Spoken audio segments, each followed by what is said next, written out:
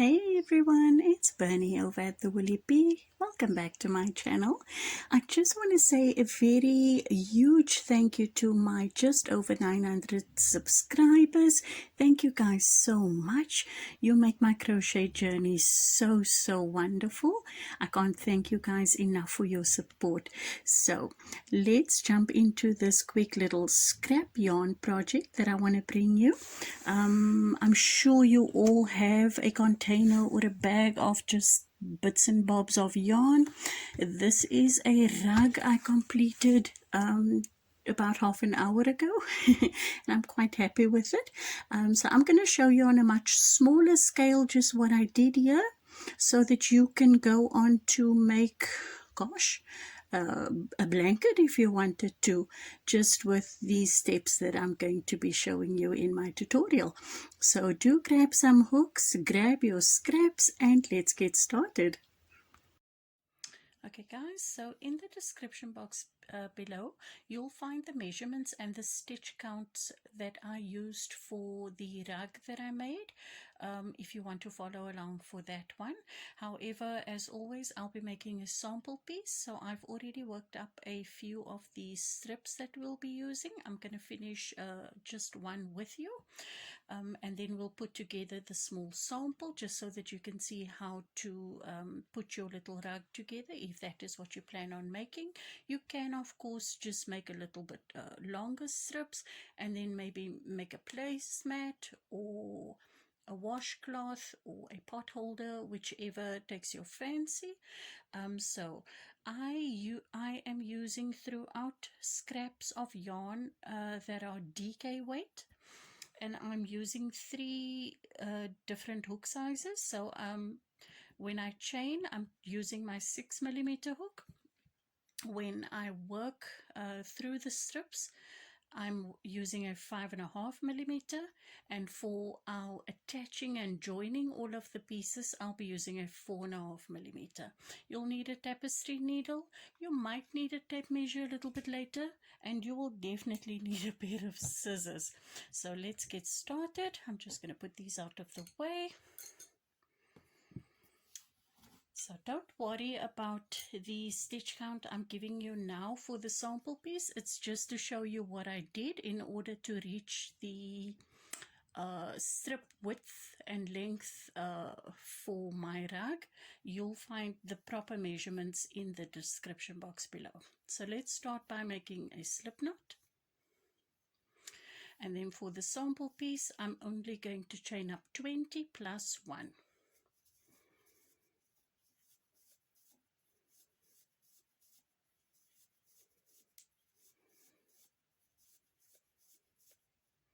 And 1 for the turning chain. I'm switching to my 5.5mm hook,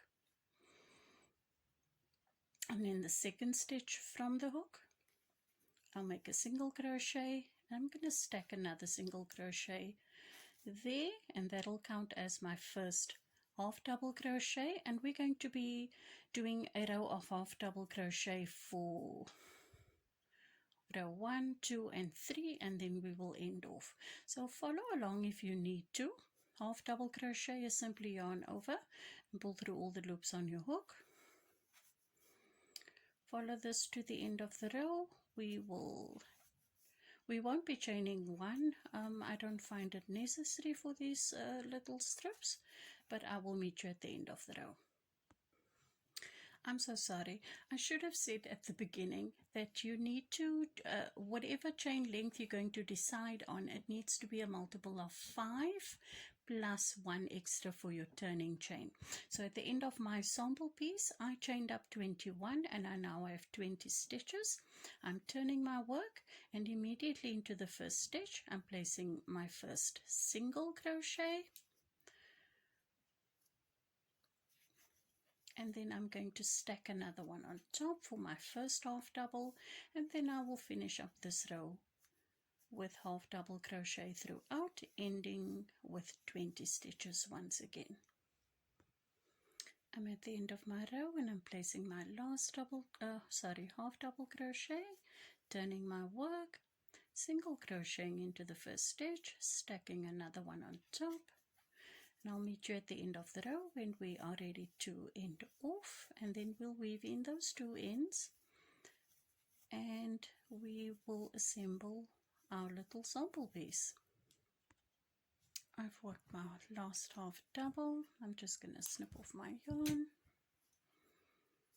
pull that through, and then we're going to weave in those ends. Now for me, this is my front side of the work, and this is what my back looks like, and this is where I'm going to weave my ends in.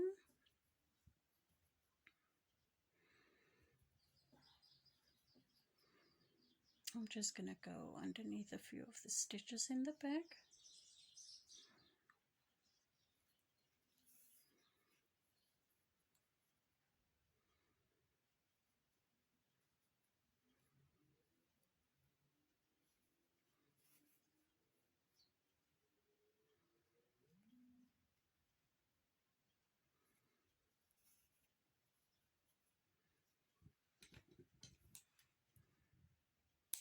Do the same for the other one, and I will meet you when I'm done.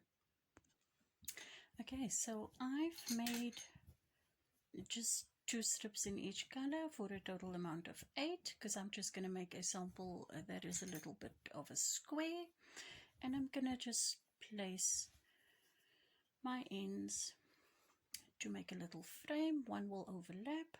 Now I'm going to choose any color, and he will go at the bottom there.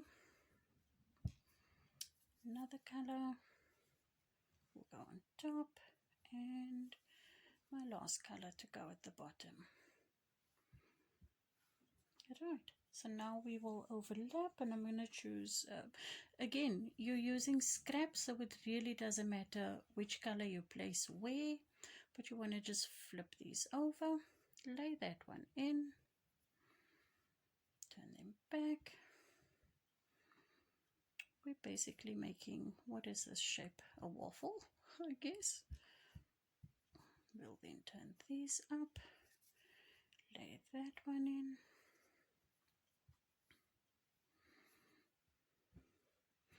And there'll be lots of pulling, stretching out the fabric to fit. But I promise you, if the strip is actually a little bit shorter than you imagined, it's actually better for weaving the whole thing together, because then you'll have a nicer, tighter fit and you won't have anything showing between the blocks. So there, this one should go on top, underneath, on top, and underneath. So this is what, well, you'll have to imagine it on a much larger scale, but that is basically how you're going to weave or fold the fabric strips. And now we will get to crocheting them. Be joining with, I'm going to be using some grey DK weight. I hope we might have trouble seeing it on camera. I hope we don't. But I'm going to start with the slip knot. And I'm going to start in one of the corners, and I'm simply going to choose one stitch here in the front. Now I know that my stitch count is 20, so what I want to do, because I have 4 strips, I want to just make sure that I work through 5 stitches and attach the strip that doesn't have a stitch count with 5 stitches as well. So that is why the stitch count is important. So that's my first stitch, and I'm joining it into the back, and I'm simply going to pull through and do a single crochet. So that's 1 of 5. That's just how I'm keeping count. 2,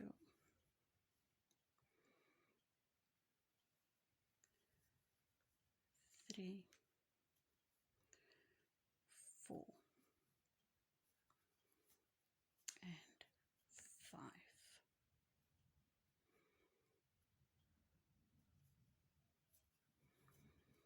So I'm going to take mine apart, because you now know how to put it together. And now your one strip will be on the back, so you'll know that your next strip must be in the front, and you have to work across 5 stitches. So you can find your 5, 1, 2, 3, 4, 5. So you'll start here and you'll end over here, and basically just count them. That's 1,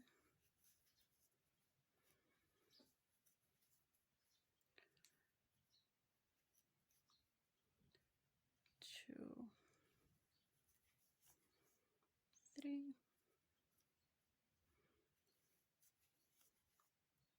4. It's not the very best yarn. And 5. And this is why we switched over to the smaller hook, just to be able to get through these stitches on the side of the strips. You can find your next strip, and that one should then go in the back. And it was not this blue, the light blue.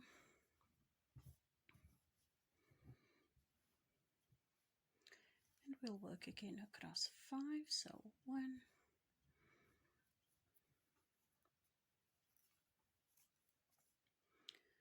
2,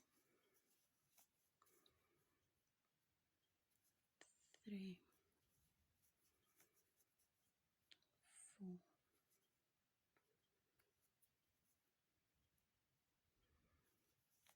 and 5.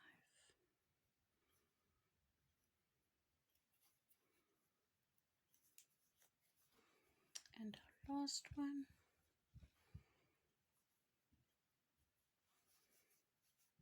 Should go in the front.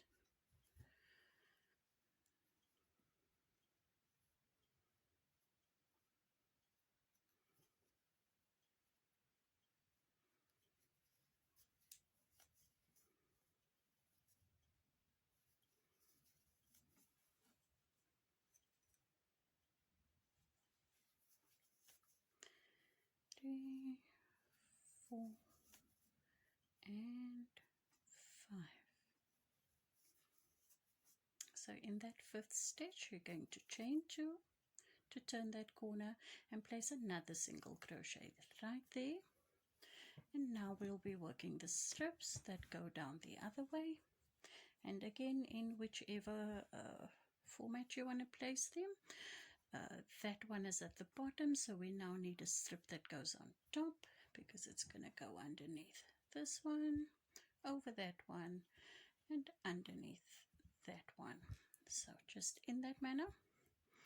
We'll first work across the, well, we've worked the first stitch, so now we'll work 4.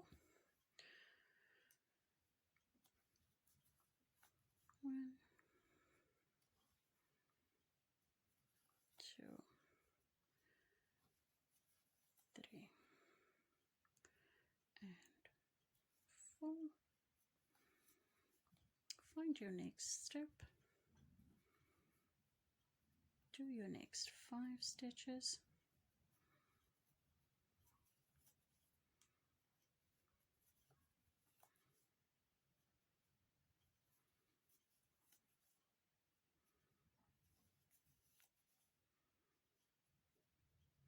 Now I'm not going to make you watch me do this throughout.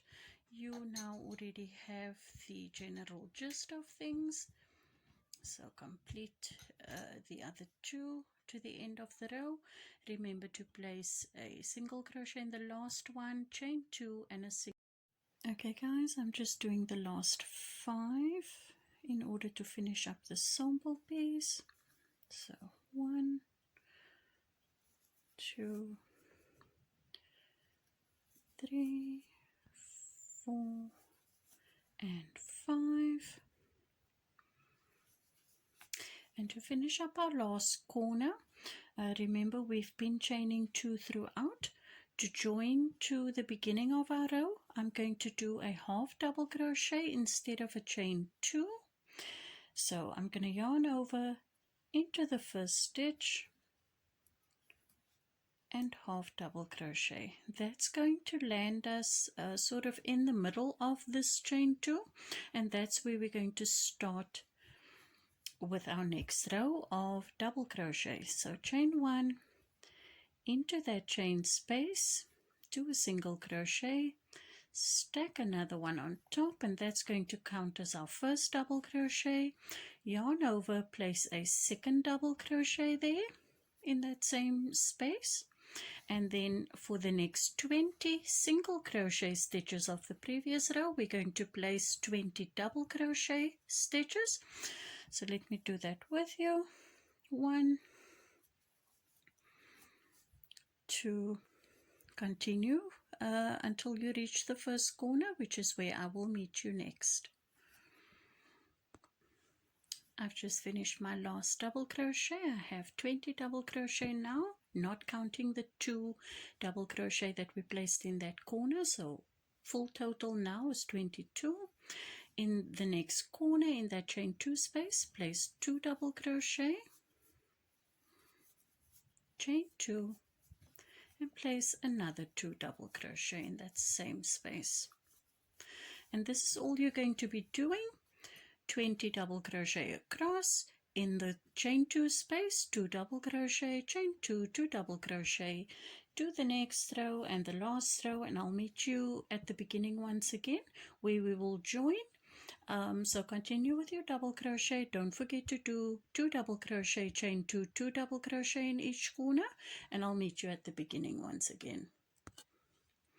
So I'm at the end of my last 20 double crochet. I'm going to yarn over, and into that half double crochet that we made to join this corner, in that space we're going to place 2 more double crochet to finish up this corner, and we're going to slip stitch with a half double crochet to the beginning once again. That will count as our chain 2. So chain 1, head back in for a single crochet, stack another one on top for your first double crochet, yarn over, place your second double crochet, and let's start on some post stitches. Now if you don't like to do front post, back post stitches, you certainly don't have to. You can just continue with another row or 2 of double crochet to finish up a border, but I do like that ribbed effect, so I'm going to just show you what I did. So around the post of our first double crochet of the previous round, we're going to yarn over, go around the back of the post, come out on the front, grab our yarn, pull that through and complete a double crochet, yarn over, head to the second post, work around the back this time, all the way around, push the hook through to the back of the work, yarn over, pull the yarn through and complete your double crochet. Sorry, I'm going to do that again. Yarn over, around the back of the work, around the post, pull your yarn through and complete your double crochet. Let's do that again. We're going to alternate with front post and back post. Yarn over, around the back of the post, pull your yarn through, complete your double crochet. Next one, around the back of the post, and alternate.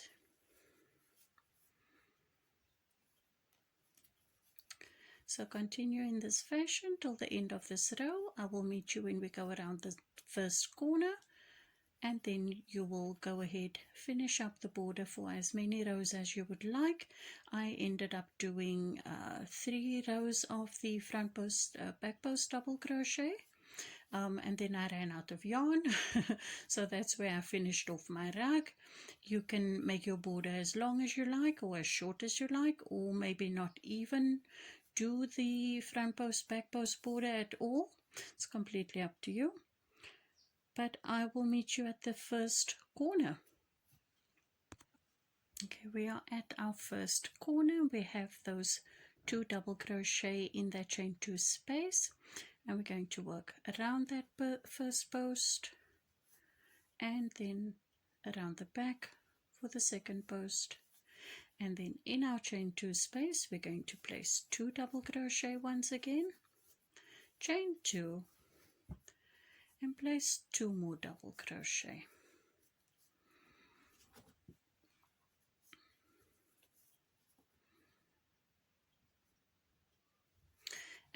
will continue with our front post and back post stitches for this row. Don't forget to place a front post and a back post around those 2 stitches. Place your 2 double crochet in the chain 2 space, chain 2, another 2 double crochet, and then continue. So I'll meet you at the end of the row, right back at the beginning, where I'm going to finish off the sample piece, because I think then it will be big enough to be a pot holder or trivet, whichever you want to call it. And then yeah, please do finish up your work and we'll meet up soon. So I'm at the end of my row and I'm at the last corner, where I'm going to just place 2 double crochet, join to the beginning with a half double crochet, and I'm going to snip off my yarn and finish the sample piece here. You can continue with yours if you like. I'm going to just give you the final measurements for this sample piece. Mine measures almost 8 inches by 8 inches, about 7.5 by 7.5. Yeah, so I'm going to weave in this end, or maybe attach a little chain so that I can just hang it in my kitchen. I won't be using it as a pot holder, because as much as it's nice and thick, because these strips double up in places. This is acrylic yarn, so should I use it as a pot holder, it might burn or melt. So I will just use it to decorate. Just hang it in the kitchen as some decor. And yeah, I hope you guys have enjoyed making this sample piece, and I hope you go on to make bigger things like rugs, placemats, blankets even, with the measurements that I've given in the description box. Guys, thank you so much for joining me with making this lovely little project, and I hope to see you soon in my next video. Thanks guys, bye bye.